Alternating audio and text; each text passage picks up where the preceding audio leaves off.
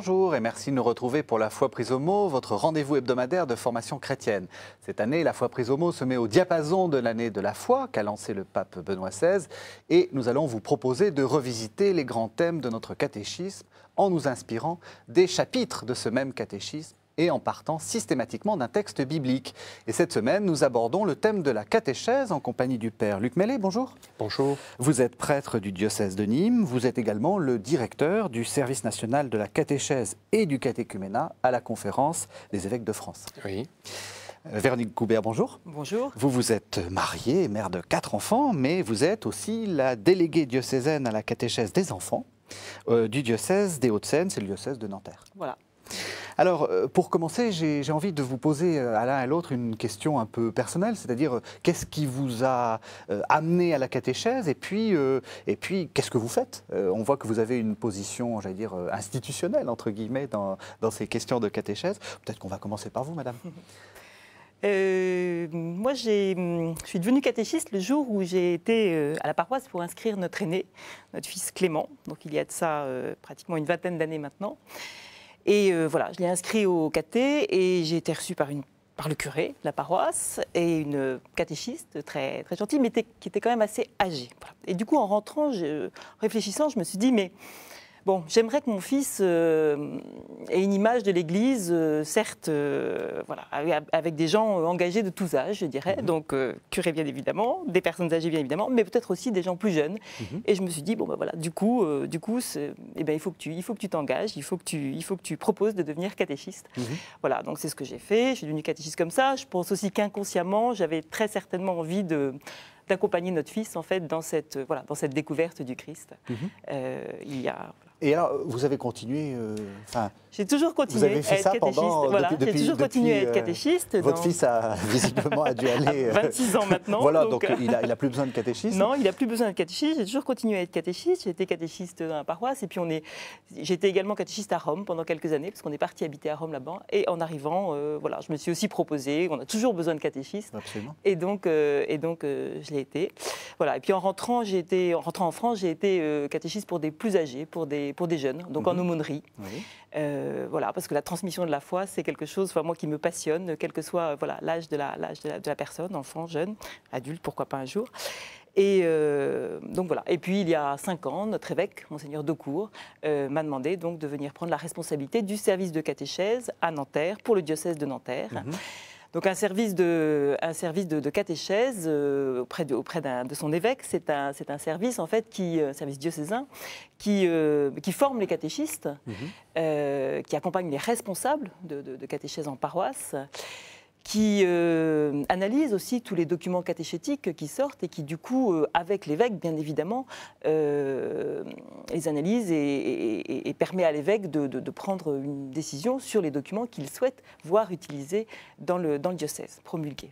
Oui, ça vous dit quelque chose d'intéressant, c'est que la catéchèse, alors on le sait, mais est directement dépendante de l'évêque. Enfin, c'est l'évêque qui décide de quelle catéchèse il veut mettre en... C'est l'évêque qui est responsable de la catéchèse dans son diocèse, oui.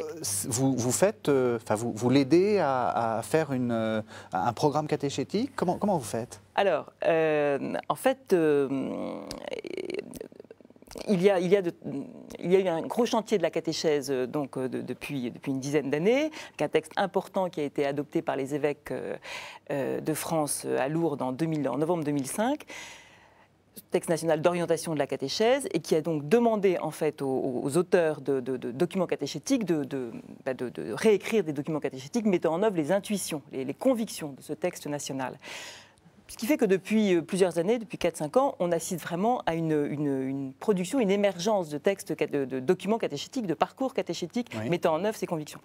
Du coup, il est évident que l'évêque doit doit décider des documents qu'il souhaite voir diffusés dans son diocèse. Alors, nous, notre évêque a pris le parti d'en promulguer plusieurs, de façon à ce que les paroisses puissent faire le choix parmi un certain nombre de documents. Mais voilà, et donc nous l'avons aidé, en fait, tout simplement, à faire ce travail en amont d'analyse de documents. Alors, vous disiez que vous faisiez aussi de la formation. Oui.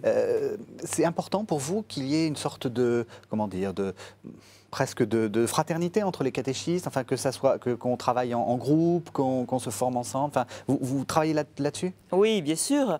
La formation, alors, première chose, c'est que la formation, c'est fondamental. Hein. Pour être catéchiste, la bonne volonté, c'est très bien, mais la bonne volonté doit s'accompagner obligatoirement d'une formation. Y compris une formation continue? C'est-à-dire que vous les reprenez et vous faites des piqûres de rappel? Ça, c'est l'idéal. Oui, oui. Alors après, on a différents types de propositions parce que bien évidemment, on s'adapte aux possibilités des gens. Bien sûr.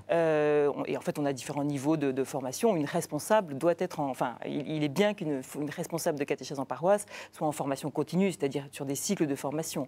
Après, des catéchistes d'équipe en paroisse, on fait des formations sur les modules, sur les modules de catéchèse, on en reviendra peut-être tout à l'heure. Ouais. Donc, ce sont des formations qui sont plus ponctuelles, je dirais. Sur la partie d'équipe, à laquelle vous faites, la dimension équipe dont vous faisiez allusion tout à l'heure, oui, parce que, oui, c'est très important. Pourquoi? Parce qu'on rejoint là la dimension ecclésiale de l'Église, c'est-à-dire qu'on n'est pas catéchiste tout seul, on n'est pas chrétien tout seul. Voilà, c'est vraiment au sein de l'Église que l'on vit notre foi. Dans une équipe de catéchistes, c'est une équipe qui va se former ensemble, partager ce qu'elle vit ensemble, prier ensemble. Voilà. Notre évêque aime à prononcer ce terme de petite communauté fraternelle de foi, mais que je trouve très éclairante en fait pour une équipe de catéchistes.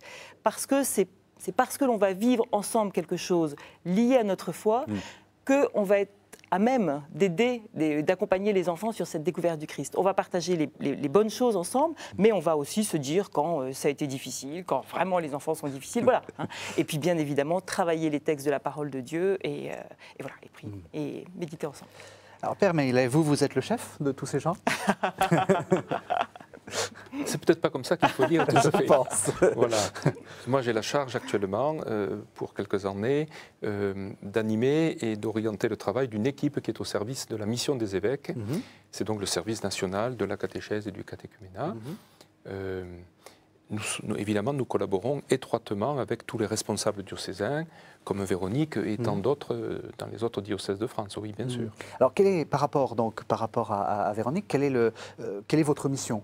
Qu'est-ce que vous envoyez des directives? Je me régalais d'écouter Véronique dire ce qu'elle vit au quotidien dans sa mission de responsable diocésaine, parce que d'une part, j'ai retrouvé ce que j'ai vécu moi-même pendant plus de 10 ans, il y a quelque temps, et puis parce que finalement, c'est notre même préoccupation que de déployer des temps de formation, de les réfléchir, de les éprouver même avec les responsables diocésains. Nous travaillons de manière très proche avec les équipes qui sont les équipes de chaque diocèse. Alors, ce qui est intéressant, c'est qu'on sent qu'il y a du jeu entre les différentes institutions. Je veux dire, on a une image quelquefois un peu simple du pape quasiment écrivant le catéchisme qui doit être prononcé dans la plus petite des paroisses. Ça, ce n'est pas une image simple, c'est une image un peu simpliste. Oui, non, mais simpliste. Et on sent que vous... il y a une spécificité française, puis après il y a une spécificité diocésaine et probablement il y a une spécificité paroissiale. C'est important pour vous ce jeu, cette adaptation? C'est la grande richesse de l'Église. L'Église est incarnée dans la réalité de la société dans laquelle elle est, dans la diversité des populations qui font qu'un diocèse n'est pas le même qu'un autre. Et je ne connais vraiment pas Nanterre, sauf d'y être passé par la Défense. Voilà, j'imagine que c'est une réalité très urbaine par certains aspects. Dans mon diocèse, Nîmes, les pieds dans la Méditerranée, évidemment, la réalité est autre. Nous sommes un diocèse de type plutôt rural, avec cependant certaines réalités urbaines. Et donc, effectivement, la démarche, le contenu de la catéchèse est le même, la foi de l'Église est la même, à Nanterre ou à Nîmes ou partout ailleurs, en France ou ailleurs également. Mais la manière de vivre avec des équipes de responsables, de rejoindre les familles, de rejoindre les enfants, puisque Véronique parlait des enfants, mais de rejoindre l'ensemble des populations à tous les âges de la vie, ça évidemment c'est adapté aux populations, adapté au terroir, au terrain, oui. à la culture locale. C'est intéressant parce que ça nous pose, je pense, quelque chose qui va être central dans notre émission, c'est la posture du catéchiste. C'est-à-dire qu'il y a la catéchèse et puis après, il y a celui qui... Et donc, comment est-ce qu'il faut l'envisager? Alors, je vous propose de faire une première pause et on va entendre un texte très célèbre qui est le texte des Actes des Apôtres au chapitre 8, dans lequel le diacre Philippe a une sorte de motion de l'Esprit Saint, enfin plus exactement d'un ange du Seigneur, d'aller évangéliser un eunuque éthiopien qui était le haut fonctionnaire d'une reine d'Éthiopie. Donc on va écouter ça et puis après vous allez essayer de réagir sur ce texte, mais on écoute d'abord les Actes des Apôtres. L'ange du Seigneur s'adresse à Philippe. « Tu vas aller vers le midi, lui dit-il, sur la route qui descend de Jérusalem à Gaza. Elle est déserte. » Et Philippe partit sans tarder. Or un eunuque éthiopien, haut fonctionnaire de Candace, la reine d'Éthiopie, et administrateur général de son trésor, qui était allé à Jérusalem en pèlerinage, retournait chez lui. Assis dans son char, il lisait le prophète Isaïe. L'Esprit dit à Philippe, « Avance et rejoins ce char. » Philippe y courut, entendit l'eunuque qui lisait le prophète Isaïe et lui dit, « Comprends-tu vraiment ce que tu lis? Et comment le pourrais-je, répondit-il, si je n'ai pas de guide ?» Et il invita Philippe à monter s'asseoir près de lui. Et voici le passage de l'Écriture qu'il lisait. « Comme une brebis que l'on conduit pour l'égorger, comme un agneau muet devant celui qui le tond, c'est ainsi qu'il n'ouvre pas la bouche. Dans son abaissement, il a été privé de son droit. Sa génération, qui la racontera?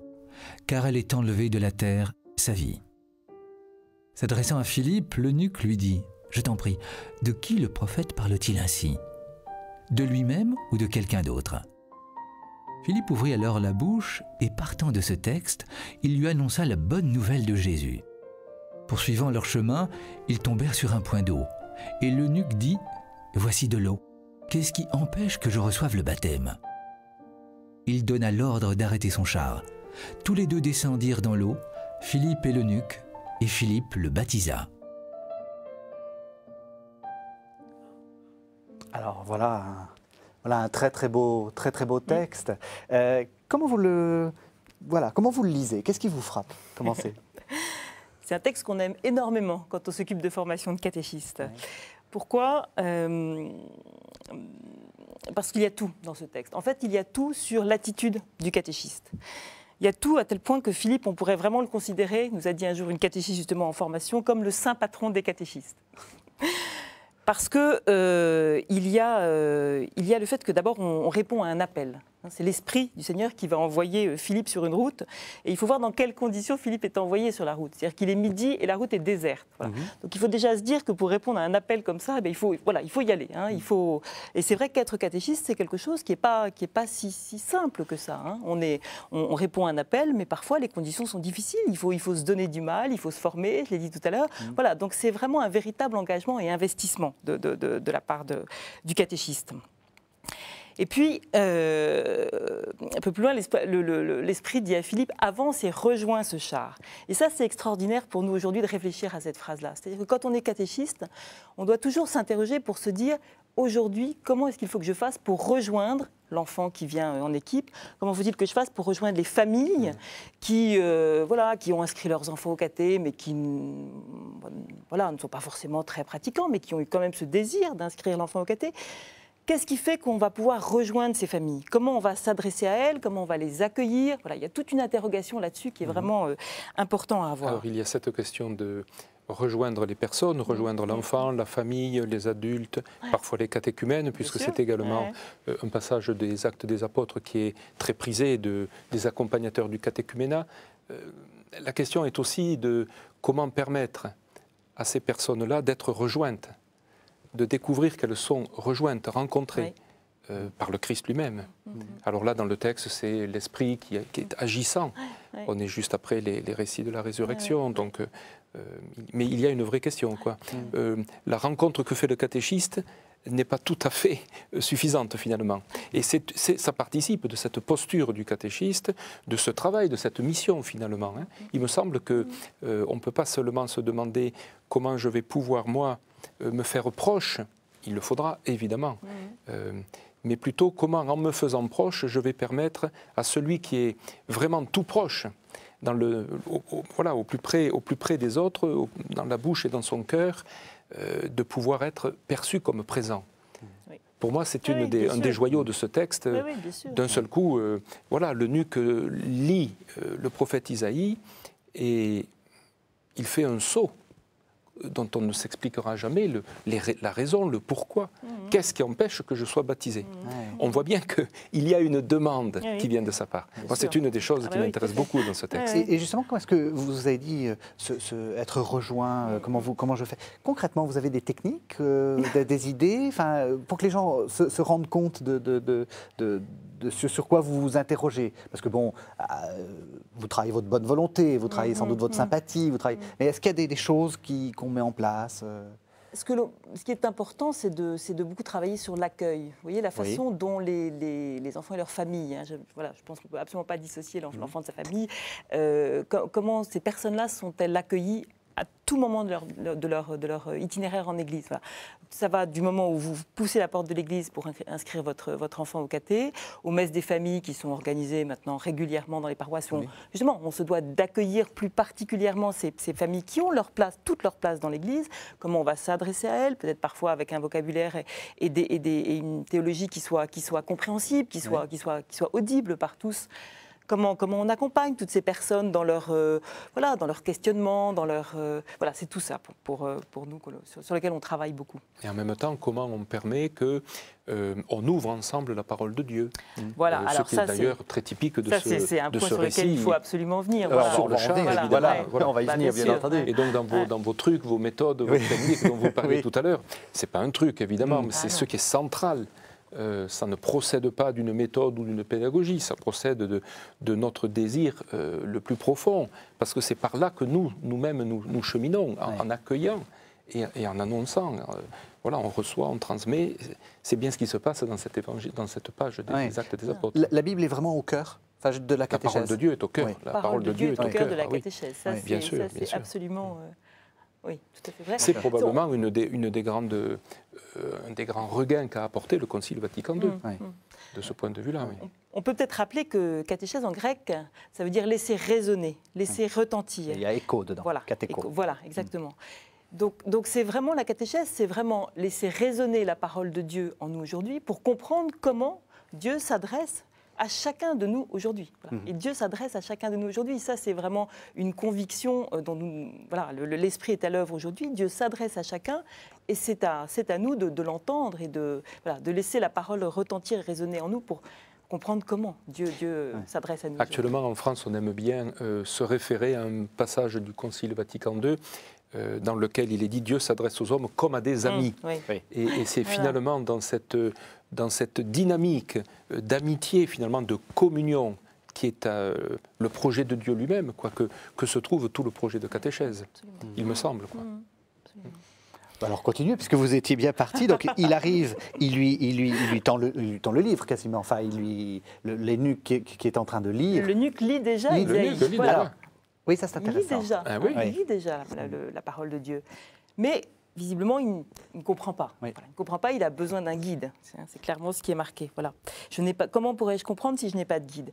Et voilà le catéchiste qui apparaît. C'est-à-dire qu'effectivement, le catéchiste, c'est celui qui va aider à comprendre comment cette parole de Dieu, aujourd'hui, elle s'adresse directement à chacun de nous.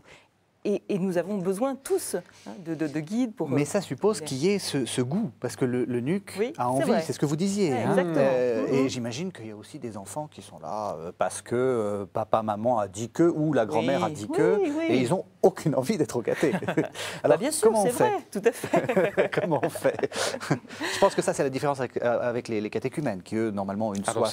C'est une autre dynamique. On en parlera. Mais comment on fait? Eh bien voilà, ce que l'on fait, c'est tout simple. À la fois tout simple et puis évidemment très compliqué, parce que la complexité est là. C'est progressivement que les enfants puissent comprendre que finalement, c'est la personne du Christ qu'ils vont découvrir au caté. Ce Christ est vivant. Souvent, on parle d'un ami pour les enfants. Bon, évidemment que ce terme est extrêmement réducteur, mais n'empêche que ça leur permet quand même de comprendre. Mais les enfants progressivement vont rentrer en fait dans cette familiarité, dans cette proximité avec une personne. Et c'est à travers la Bible et puis toutes les propositions que l'on fait au caté qu'ils vont progressivement comprendre que le Christ voilà, est le compagnon de leur vie. Voilà, j'ai pas de truc, hein, parce que c'est la vie d'une équipe de caté avec tous les documents de caté et puis les propositions pédagogiques qui sont faites. Puis c'est en cela que réside, me semble-t-il, l'acte de foi, finalement, qui est absolument personnel et mystérieux. On ne devient pas chrétien au terme d'un effort de compréhension. Il le faut, et il va étayer la démarche, il va donner du sens et du recul, de la profondeur, de la précision. Mais c'est ce qu'on aime dire, finalement, la foi est une grâce, c'est un don, Dieu nous aime gratuitement, et évidemment, on a beau proposer, c'est un mot qu'on aime beaucoup depuis le rapport de Monseigneur d'Agens, on a beau proposer la parole de Dieu comme étant une lumière sur la route, eh bien on fera la même proposition à toute une équipe d'enfants, à tout un groupe d'adultes, à de nombreuses familles. On peut étendre mon image. Des personnes feront un chemin, d'autres en feront un autre. Et peut-être que d'autres feront un chemin à un autre moment de leur vie. C'est le mystère d'une relation. C'est la question, est-ce que vous avez des échecs, entre guillemets? Parce que vous avez aussi une relation pédagogique, et que dans toute relation pédagogique, on sait qu'il y en a qui réussissent mieux que d'autres. Est-ce que vous avez des échecs, ça arrive? Et comment on les gère? Alors, comment on les gère pour pas que ça devienne... Échec géré, alors. Oui. Non, parce que ça ne doit pas être évident, à la fois du côté peut-être de la famille et de l'enfant, mais aussi du côté du catéchisme qui doit se dire, voilà, Vas-y. Moi, je pense vraiment que nous sommes invités par nos évêques en France à entrer dans une perspective de pédagogie d'initiation, dans laquelle nous ne cherchons pas de résultats. Nous ne sommes pas là comme dans une école où on aurait un échec si le niveau n'était pas atteint, vous voyez. Et donc c'est vraiment le chemin que l'on rend possible. Il nous est demandé aujourd'hui de prendre tous les moyens. Alors les moyens sont de divers ordres. Il n'y a pas que la rencontre dans le groupe de catéchèse, il n'y a pas que la séance de caté ou de groupe de catéchuménat. Il y a d'abord la vie avec toute la communauté chrétienne. Il y a l'engagement auprès de celles et ceux qui se rendent sensibles au nom du Christ, aux peines de leurs frères. C'est toute la solidarité ou la charité, l'agir pour le frère, la générosité qu'il y a en nous. Évidemment, c'est une vie. Et d'ailleurs... la catéchèse, c'est cela, me semble-t-il, que ce soit pour des catéchumènes, pour des enfants, pour des familles. C'est le croisement d'une réflexion personnelle, d'une annonce qui va me mettre en route, et puis de ce goût ou de cette découverte que ma vie est transformée, ou que je peux accepter qu'elle le soit. Voilà, c'est-à-dire une liberté qui s'engage dans une amitié, dans une relation. Et tu parlais évidemment de Jésus pour les enfants comme un ami, et de fait, c'est bien comme ça qu'il faut en parler, de telle sorte que chacun puisse découvrir à tout âge que la foi chrétienne n'est pas d'abord une accumulation de notions, même si, évidemment, notre intelligence a besoin d'être travaillée, de se saisir des questions que l'on rencontre dans l'existence, évidemment. Mais la catéchèse vise quand même tout ce processus d'une vie qui touche toute une vie. Il me semble qu'il y a là quelque chose... On n'a jamais d'échec de ce côté-là. On ne peut qu'être pauvre, moi c'est comme ça que j'aimerais dire, pauvre devant l'œuvre du Seigneur. Et c'est lui qui choisit, non pas au sens il trie les bons et les mauvais, mais il choisit de s'appuyer sur un tel, sur une telle, pour être porteur au cœur de ce monde de son rayonnement à lui, de son témoignage d'amour, de sa présence. Mais en même temps, quand on est, par exemple, catéchiste d'enfants, qu'on a une équipe, on aimerait bien que tous aient le bon chemin, ou disons un chemin qui l'épanouit. Et je pense qu'il y en a qui résistent. Oui, bien sûr. Et comment est-ce qu'on gère ça? Ça ne doit pas être simple, parce qu'on doit se remettre en question tout le temps. Alors, oui, bien sûr, il y a des enfants qui rentrent plus facilement dans cette proposition, dans cette initiation. Mais je crois qu'il faut... d'abord l'espérance. L'espérance chrétienne, elle est au fond de nous-mêmes, c'est-à-dire croire que Dieu appelle chacun de nous et que l'enfant répondra, soit maintenant, soit plus tard, comme le disait le Père Mellet tout à l'heure, soit jamais. Ça, c'est vraiment la liberté, c'est vraiment la liberté de notre religion. Dieu appelle sans cesse et l'homme répond ou ne répond pas. Voilà.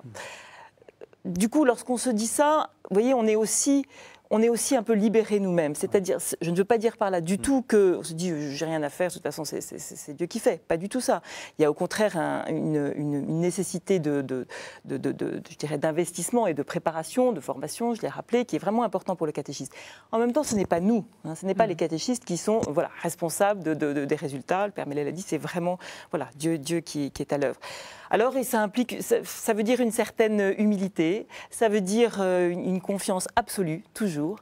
Et en même temps, on parle toujours, vous savez, d'autres fois de laisser faire, de démaîtrise. Eh bien voilà, je crois que c'est là. Et on le voit complètement dans le texte ici. Et la démaîtrise est un vrai travail. C'est un vrai travail. Ce n'est pas un abandon, ni une passivité. C'est un vrai travail spirituel. Voilà. Ouais. Et on le voit, c'est amusant, parce qu'on le voit dans ce texte-là du baptême de l'eunuque. Parce qu'à la fin, vous voyez, une fois que l'eunuque a été baptisé, on va y revenir, mais Philippe et l'eunuque se séparent, en fait. Et évidemment, l'eunuque s'en va, une fois reçu le baptême, tout joyeux, nous dit le texte. Et Philippe s'en va, laissant donc l'eunuque vivre sa vie de chrétien. Et Philippe va aller ailleurs, certainement encore, annoncer Dieu à d'autres futures communautés chrétiennes. Mais le rôle du catéchiste, c'est ça, c'est de sans cesse annoncer Dieu. Et puis voilà, chez certains, eh bien, c'est les mettre en route sur un chemin, d'autres non. Mais ça, c'est comme ça. Il y a la question du baptême, oui, bien sûr. qui est centrale. Le sacrement, dans votre... parce qu'ils sont à peu près tous baptisés, j'imagine. Enfin, peut-être pas tous. Non, ils ne sont pas tous baptisés. Non. Et ça, c'est une évolution intéressante. Oui, c'est intéressant, parce que moi, j'étais resté dans les bons petits cathos qui sont baptisés à 3-4 mois, et puis qui ensuite... Non, pas du tout. Ça, c'est intéressant. Nous, dans notre diocèse, c'est à peu près 10% des enfants qui sont inscrits au caté et qui ne sont pas baptisés. Je sais que dans d'autres diocèses, c'est plus important. En tout cas, je pense que c'est une moyenne française et qu'il est facile de retenir et qu'il y a quelque chose de valable. Oui. Mais ce qui n'est pas rien. Ce qui est très intéressant, parce que ça veut dire que... c'est très intéressant. Oui. Ça veut dire que des enfants viennent au caté, finalement, sans doute de leur choix. C'est eux qui décident, très souvent amenés par un copain, c'est comme ça que ça se passe. Voilà. De venir au caté parce que le copain lui a dit « mais tu vas voir, on parle de choses intéressantes, on rencontre des personnes qui sont intéressantes. » Et donc l'enfant est mu finalement par un désir propre, stimulé un peu par son ami, mais de venir à la rencontre de Dieu. Il faut savoir que tous ne demanderont pas le baptême. Ça aussi, c'est un respect, une décision à respecter. Donc voilà, ça je crois que c'est quelque chose qui est intéressant dans ça aussi c'est intéressant, parce que dans l'image traditionnelle du parcours catéchétique, il y a la première communion à 7 ans, le machin, etc. Et puis en gros, on demande à l'enfant de manière formelle, en se disant bon bah allez, on fait un pack et on appelle Monseigneur l'évêque qui va faire les bons sacrements au bon moment. Là, au contraire, vous leur demandez. Est-ce que tu es d'accord, est-ce que tu as envie C'est-à-dire que personne n'est forcé de recevoir un sacrement, absolument pas. Ça, voilà. Donc, oui, mais à 7-8 ans sur l'Eucharistie, on a un peu parlé du baptême, mais sur la démarche de l'Eucharistie, c'est vraiment les enfants qui disent s'ils vont recevoir, désirent recevoir ce sacrement ou pas. Sûr. Alors, bien évidemment que lorsque il y a un groupe d'enfants qui se prépare, l'enfant, c'est naturel pour lui, mais c'est très bien. Je veux dire, le sacrement de l'Eucharistie, c'est vraiment le sacrement de nourriture pour notre vie de foi. Donc voilà, c'est quelque chose de simple qui est dans la logique. Pratiquement tous les enfants demandent à recevoir ce sacrement-là. Et puis ceux qui n'ont pas envie, ils ne vont pas le recevoir. Voilà, mais bien sûr que là, il y a vraiment... il y a un changement. C'est vrai qu'il y a un changement par rapport à il y a, je pense peut-être une vingtaine d'années, plus. On est plus quand même très sensible aujourd'hui à la démarche qui initie la personne, qui lui permet de se confronter à ce qu'elle a à l'intérieur d'elle-même, à son propre choix, à ce goût qui est né dans son cœur, d'en parler en famille. On voit assez souvent des enfants qui participent, comme tu le disais, à la catéchèse parce que des amis les ont invités, mais leurs parents n'y avaient pas poussé, n'avaient pas proposé, ne vont pas s'y opposer, mais resteront un peu de côté. Et ils vont être surpris de voir que parfois l'enfant, qui n'était pas baptisé ou qui avait été baptisé bébé, va demander à faire une étape qui touche à sa vie de famille, à sa vie intérieure, spirituelle. Et on n'est pas... Enfin, on est habitué à rencontrer des parents qui font du chemin à cette occasion-là.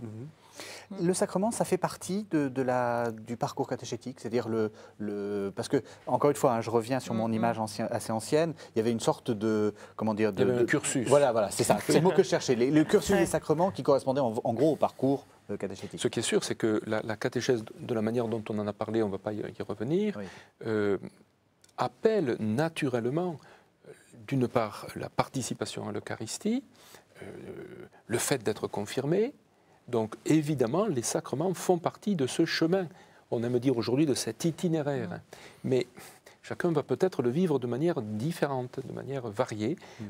Globalement, quand même, la majorité des enfants qui sont en CM vont demander à pouvoir recevoir l'Eucharistie.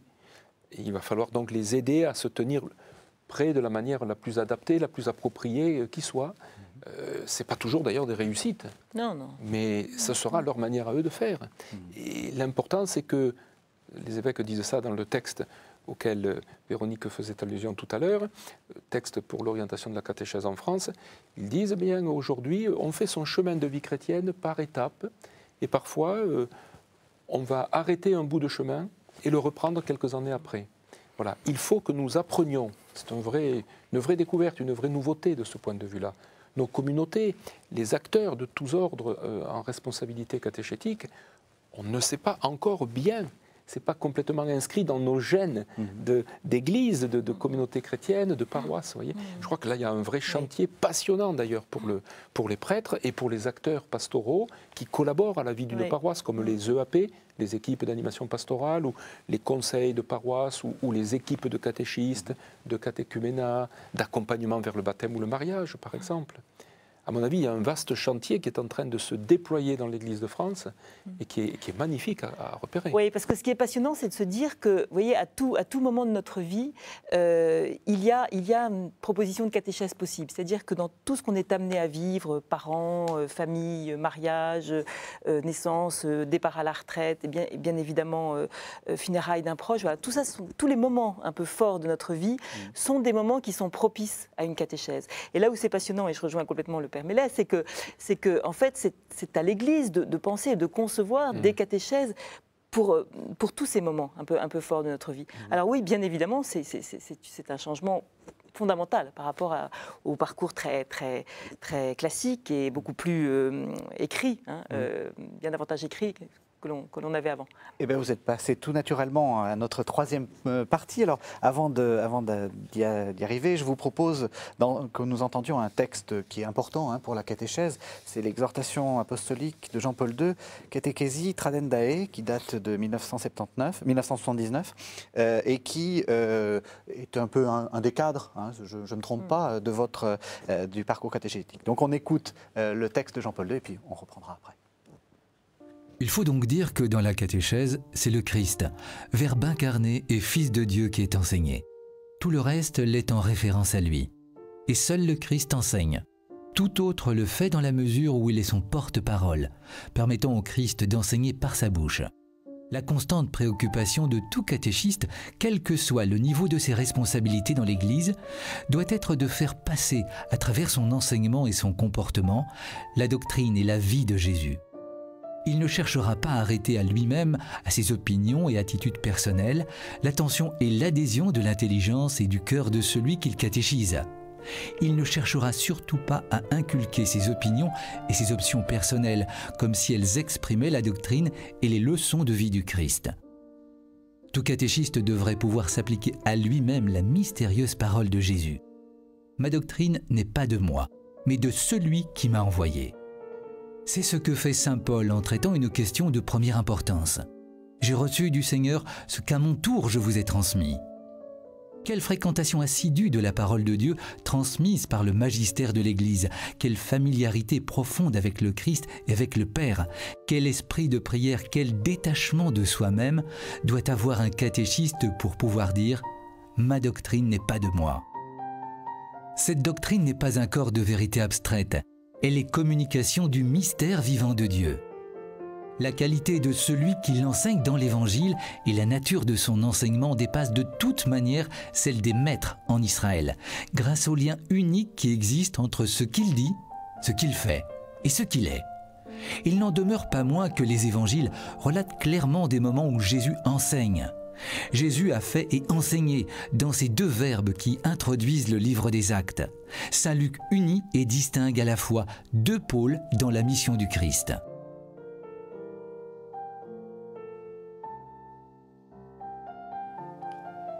Alors, Père Mellet, j'ai dit Catéchésie Tradendae, c'est l'un des documents phares. Qu'est-ce que vous retenez de cette lecture-là? Quel est pour vous le cœur?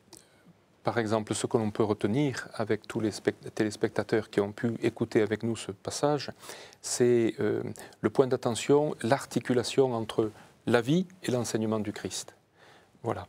Le point d'attention, le point focal, finalement, peut se reporter sur le catéchiste ou sur le catéchète, ou sur le prédicateur. Il faut une cohérence. Et ce qui est éblouissant avec le Christ, c'est son extrême cohérence, sa profonde cohérence. Ce qu'il dit, il le fait. Cette proximité de Dieu qu'il manifeste, il la rend vivante, concrète, dans toutes les situations de vie qu'il a rencontrées. Et il continue de le faire aujourd'hui. Il y a là quelque chose, un principe qui est catéchisant. Bon, c'est un barbarisme que je fais là, mais il me semble que ce texte de Jean-Paul II, qui est un des piliers fondateurs de la ressaisie des orientations universelles pour l'Église, puisque suite à cette exhortation apostolique, il y a eu un directoire de la catéchèse, puis un deuxième 20 ans plus tard, qui est le directoire qui organise aujourd'hui la catéchèse dans l'Église universelle, et particulièrement en France. On est très sensible à cette double composante. Voilà. Mais alors, est-ce que vous allez jusqu'à dire qu'il faut que le catéchiste soit une sorte de modèle dans sa vie, dans ses actes? Paul VI disait, c'est devenu célèbre, quoi. On a plus besoin de témoins que de maîtres. Oui. Bon, c'est un peu ce que quand même dit très concrètement ce texte. Et en même temps, ce texte nous invite à pointer quelque chose qui est assez finement précisé, évidemment par Jean-Paul II. Le catéchiste n'est pas à son compte. Oui, ça c'est très important. Il n'est pas là pour parler de sa foi ou de sa propre démarche de foi. Elle est toujours importante. Et comme témoin, il va pouvoir en rendre compte, bien évidemment. Mais il est au service de la totalité de la foi de l'Église. C'est de ce point de vue-là que l'appui sur le catéchisme de l'Église et sur les documents dont on a pu parler tout à l'heure et dont nous parlerons peut-être dans un instant, nous permettent de ne pas nous focaliser sur ce qui est ma propre manière d'être séduit par le Christ. Parce que peut-être que tel couple, telle personne, tel enfant, tel groupe n'aura pas tout à fait la même porte d'entrée. Ouais. Voilà. Ce que vous dites est très important, parce que je crois qu'une des critiques qu'on a faites quand même au catéchisme, immédiatement après Vatican II, ça a été une certaine forme de subjectivisme, c'est-à-dire les gens de bonne volonté qui expliquaient leur Jésus ou leur façon de voir la foi. Non, vous dites qu'il faut faire attention à ça. C'est-à-dire, c'est pas tant qu'il faille faire attention, c'est que nous avons bien entendu dans ce texte que vous aviez choisi, et qui est judicieux de ce point de vue-là, que l'Église catéchise, car c'est toujours l'Église qui annonce la foi dans sa plénitude, et l'Église catéchise non pas à partir de l'expérience subjective, mais à partir de l'expérience de foi qu'elle célèbre dans la liturgie, dans les sacrements. Nous en parlions tout à l'heure du point de vue du chemin des personnes, mais on peut en parler aussi et surtout du point de vue de l'expérience que la liturgie et les sacrements portent et font éprouver à ceux qui les vivent. Et il y a là quelque chose qui nous dépasse, évidemment, dans lequel nous sommes plongés en permanence. Tout prêtre que je suis, je redécouvre fréquemment dans les équipes avec lesquelles je travaille tel ou tel accent dont j'étais moins familier que d'autres personnes. Et il y a un enrichissement régulier. Et donc on comprend bien volontiers que l'enrichissement de foi qui naît du dialogue entre les personnes, évidemment, il peut venir aussi... nous pouvons aussi être interpellés par l'exposé de la foi, la présentation de la foi de manière organique, et c'est ce que l'on appelle souvent la catéchèse telle qu'elle est organisée dans les paroisses selon les âges de la vie. Alors, je vous sens réagir là. Non, je voulais revenir juste à ce texte qu'on vient d'entendre. Il y a vraiment, moi, ce que j'ai envie de retenir dans ce texte-là, c'est le début du texte qui dit, dans la catéchèse, c'est le Christ, Verbe incarné, Fils de Dieu, qui est enseigné. Voilà. Et je trouve que c'est une phrase qui rejoint une phrase très importante dans ce texte de Catéchésis Tranendae, mais qu'on n'a pas lu là aujourd'hui. Jean-Paul II nous dit, le but définitif de la catéchèse, c'est de mettre quelqu'un non seulement en contact, mais en communion, en intimité avec le Christ. Et je crois que quand on est catéchiste, c'est une phrase que l'on a à avoir en tête sans cesse. C'est-à-dire que la catéchèse, c'est vraiment de mettre les enfants, les personnes que l'on catéchise, en contact avec une personne qui est le Christ. Avoir ça en tête, c'est fondamental, parce qu'on voit bien que la catéchèse, ce n'est pas simplement l'acquisition de connaissances, comme ça a pu l'être dans un certain temps. Quand on vivait dans un milieu chrétien, on demandait à la catéchèse de mettre en ordre, de donner des connaissances qui permettaient de mettre en forme, de mettre en ordre. Aujourd'hui, ce n'est plus ça, parce qu'on ne vit plus dans une société chrétienne. On est dans une société sécularisée.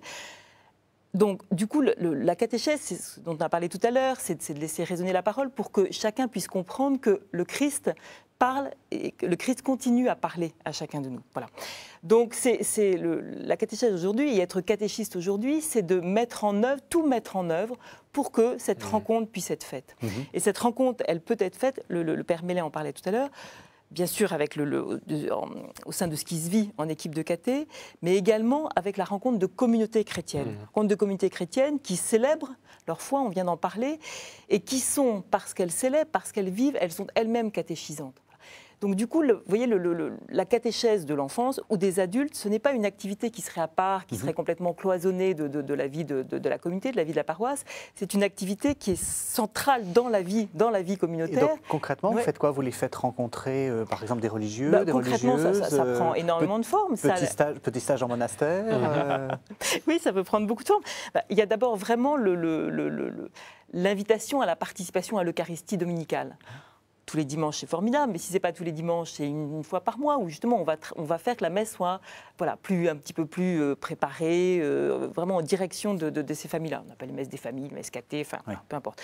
Pour les enfants, c'est vrai que c'est aussi la possibilité de rencontrer des témoins qui ont un engagement varié, qui donnent, c'est aussi ce que disait le Père Mellet tout à l'heure, qui donnent finalement un visage varié de l'Église, et tous mis ensemble, forment le corps du Christ, forment le peuple de Dieu et représentent chacun mis bout à bout, comme un puzzle, le visage de Dieu, le visage du Christ parmi nous. Donc ça va aller effectivement d'aller rencontrer une religieuse, de faire venir des gens qui ont de multiples engagements caritatifs auprès des enfants, auprès des personnes âgées, les choses sont assez variées. Mais vous voyez, le fait que ce soit des visages de personnes qui apparaissent, et une communauté qui prie et qui célèbre. Voilà. Alors, l'un comme l'autre, vous avez parlé des documents, des choses qui sont... De quoi s'agit-il et comment expliquez-nous un peu comment ça fonctionne. Là, on voit bien volontiers qu'on a besoin de support, de telle sorte que les catéchistes qui reçoivent des groupes d'enfants, puisque par Véronique on parle plutôt de la catéchèse de l'enfance, les accompagnateurs du catéchuménat ou de catéchèse d'adultes ou de catéchèse pour jeunes couples ou pour étudiants, qui se jouent de manière très variée, mais on a besoin d'appui. Ce qui est assez précis aujourd'hui, ce qui est assez pointu, c'est cette nécessité, ce besoin d'appuyer la rencontre catéchétique, le projet d'un moment, sur une expérience de vie, une expérience vitale, un ressort vital. Ce n'est pas tant sur quelque chose qui a été vécu que quelque chose qui me touche et qui m'amène à entendre qu'il y a du chemin à faire possible. Voilà. C'est ce que l'on appelle la démarche de type catéchuménal qui sans cesse interpelle la personne, pas de manière ni brusque ni harcelante, mais veut permettre à la personne d'entendre que dans son chemin de vie, ce que nous sommes en train de réfléchir, de partager, d'accueillir, de prier, de découvrir, est une réalité qui, pour moi, va me faire du chemin. Si on parle du pardon, le Christ pardonne, le Christ est source de tout pardon parce que Dieu est un amour qui va au-delà de toute frontière, de toute barrière, de toute exclusion. Alors on peut parler comme ça. On peut aussi essayer de déployer, et c'est ce que les documents pour lesquels des quantités importantes d'auteurs, responsables diocésains, un peu partout en France, essaient de mettre à la disposition particulièrement des enfants, mais je crois qu'il va falloir faire un gros travail dans les années à venir pour que des documents aussi s'adressent à des adolescents, à des jeunes adultes et à des adultes. Le but est de permettre de découvrir, lorsque moi j'ai été provoqué à avancer vers le pardon, qu'est-ce qui s'est passé en moi? Comment la parole de Dieu vient interroger ce terreau? Voilà. Ça, à mon avis, c'est un travail. Enfin, je suppose que Véronique, tu aurais des choses très, très passionnantes à dire sur ce propos, mais comment on va arriver? Et le document catéchétique, il aide les catéchistes à ne pas rater cette marche. Car on peut facilement aller vers l'explication de la foi. Oui. Or, il en faudra toujours. Et elle est toujours intéressante et nécessaire. Mais tant qu'on n'a pas réussi à faire en sorte de frapper à la porte de la conscience, à la porte du cœur, comme dit le livre de l'Apocalypse, je me tiens à la porte et je frappe, m'ouvriras-tu? Voilà. Il me semble que la pédagogie d'initiation, qui est cette grande dynamique dans laquelle les évêques nous invitent en France, en tout cas, à avancer, à apprendre à avancer, en communauté, en Église, elle vise à cela. Oui, comment vous les recevez, ces documents, justement? Comment vous les utilisez? C'est important pour vous qu'il y ait ce soutien-là? Ah ben c'est indispensable. Oui. Voilà. Que les catéchistes aient des supports, et les enfants, et que les catéchistes et les enfants aient des supports de catéchèse, c'est absolument indispensable. Oui. Parce que c'est évident que c'est avec ces supports-là que la parole de Dieu est centrale, j'y reviens, hein, évidemment. Et puis, ce que disait le Père Mellet, c'est-à-dire que dans ces documents, il y a un véritable itinéraire de foi qui est proposé. Un itinéraire de foi qui va permettre de comprendre comment, sur une thématique proposée, comment Dieu a parlé, comment Dieu s'est révélé depuis la création, à travers l'Ancien Testament, à travers le Nouveau Testament, et à travers ce que aujourd'hui nous sommes amenés à vivre en communauté. Et du coup, comment il parle encore aujourd'hui? Et comment il parle aujourd'hui à chacun d'entre nous. Et c'est donc, on parle d'un itinéraire parce que c'est... Voilà, on va passer par différentes étapes qui vont permettre de comprendre ce que je viens d'évoquer. Avec sans cesse cette question-là, c'est-à-dire, moi aujourd'hui, comment ce que je viens de découvrir, comment est-ce que cela me parle, est-ce que je fais le choix ou pas de faire un pas de plus. Voilà, c'est pour ça qu'on parle aussi d'itinéraire. On peut avoir dans des itinéraires, dans des documents catéchétiques, on peut avoir un moment où la pédagogie déployée va faire résonner le chant de l'Alléluia qu'on chante à l'Église. D'abord, qu'est-ce que ça veut dire? Mais surtout, pourquoi c'est un chant qui est en général entraînant, joyeux, qui fait qu'on se met debout, qu'il se passe des choses. Parfois, on apporte des lumières, de l'encens, un grand livre, l'évangéliaire. Il y a parfois des processions. Évidemment, l'enfant découvre. Ce sont des choses. La catéchèse qui s'appuie sur une pédagogie d'initiation va faire en sorte que pour l'enfant, ce qui se passe là puisse progressivement signifier qu'il y a une parole qui lui est adressée, comme à tous les autres, comme à toute l'Église. Et de telle sorte qu'il ou elle puisse vivre de cet Alléluia. Le jour où c'est fait, c'est gagné. Même si il ou elle, l'enfant, l'adolescent, l'adulte, n'a pas encore lu tout l'Évangile, tant mieux qu'il puisse le lire, et tant mieux qu'il puisse parcourir toutes les grandes questions de la foi. Mais là où il va faire du chemin, et donc là où sa vie va devenir conforme à celle du Christ, et ça c'est l'œuvre de l'Esprit Saint qui nous pétrit comme le potier, enfin on aime ces images, elles sont très bibliques, alors il y a là un vrai travail qui se fait. Le catéchète admire, contemple, et moi il me semble que il y a un risque avec les documents, ils sont indispensables, et Véronique l'a suffisamment dit pour que je n'en redise rien, mais le risque c'est d'imaginer que maintenant qu'on a des documents nouveaux, il suffirait de les appliquer. Il faut toujours Dans le Midi, on dirait que nenni. Que nenni. Pas du tout. Et c'est parce que vous aviez commencé l'émission autour de la posture, l'attitude, la manière d'être et de témoigner, et donc d'écouter, et donc de prier avec l'enfant, et donc d'accueillir la parole avec l'enfant, ou avec les enfants, ou avec les adultes. C'est tout cela qui est en cause. Ce n'est pas d'abord un procédé, aussi génial puisse-t-il être. Alors on arrive à la fin de l'émission et j'ai envie de vous poser une question un peu de prospective l'un comme l'autre. Donc malheureusement on a très peu de temps, mais c'est quand même une question que je trouve intéressante. Dans 20 ans, quels sont les grands chantiers, enfin quelles seront pour vous les grandes avancées de la catéchèse? Ce qui me frappe en vous entendant, c'est qu'on est en plein bouleversement. Il y a beaucoup de choses qui sont en train de changer. Sur quoi vous travaillez aujourd'hui qui sera pour les années qui viennent? Quels sont les grands, pour vous, le point central? Pour moi, c'est quand même ce que nous avons essayé de dire pardon, avec force, c'est comment la parole de Dieu est nourriture pour la vie des hommes et des femmes d'aujourd'hui. Mais en même temps, comment la communauté s'appuie sur la parole de Dieu et en rend compte. À mon avis, il va nous falloir encore apprendre. Et vous? Moi, je dirais que c'est l'attitude du catéchiste. Voilà, j'adhère complètement à ce que tu permets. Voilà, c'est pour dire une chose un peu complémentaire. L'attitude du catéchiste. Le catéchiste, c'est quelqu'un qui est devant, avec et derrière l'enfant.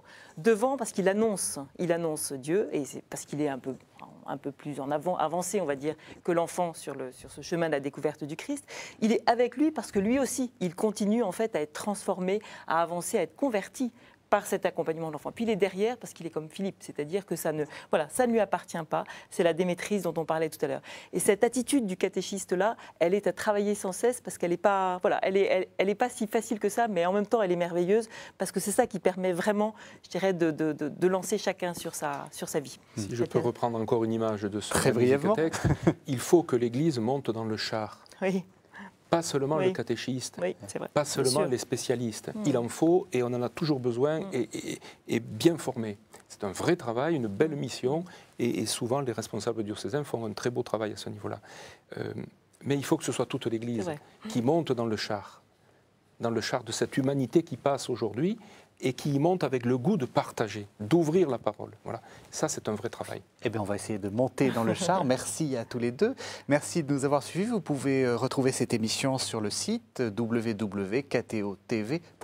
Merci infiniment. Merci. Merci. Merci.